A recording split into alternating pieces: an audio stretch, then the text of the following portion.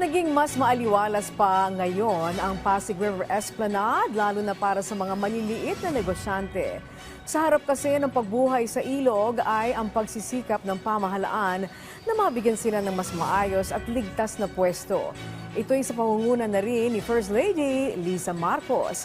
Ang bago nitong itsura, silipin sa sentro ng balita ni Kenneth Pasyente. Turismo at hanap buhay. Iyan ang target ng mas pinalawak at mas pinaganda pang Pasig River Esplanade.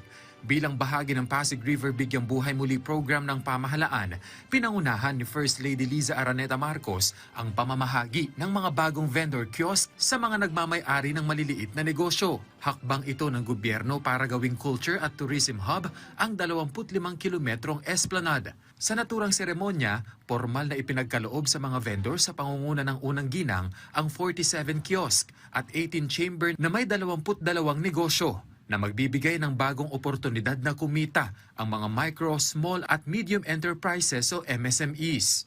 Mula sa dating tent, gawa na sa bakal at kahoy ang mga kiosk na magbibigay sa mga vendor ng mas ligtas, mas matibay at mas maayos na mga espasyo sa kanilang negosyo. Malaking bagay at tulong ito para sa mga small business owners.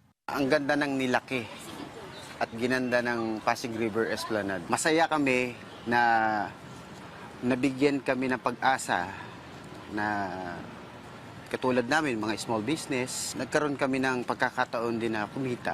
Maraming salamat. Sobrang tuwan-tuwa kami na nabigyan kami ng pagkakataon magtinda dito.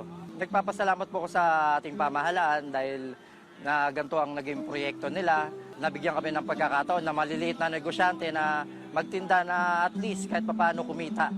Sa kabuuan, may 80 kiosk na itatayo sa kahabaan ng Riverwalk na magsisilbing lugar para sa iba't ibang uri ng negosyo, kabilang ang mga food stall, grooming at salon services, novelty at flower shops, at mga tindahan ng mga lokal na produkto at sining. Bukas sa publiko ang Pasig River Esplanade araw-araw, habang isinasagawa naman ang mga komersyal na operasyon mula alas 4 ng hapon hanggang alas 12 ng hating gabi.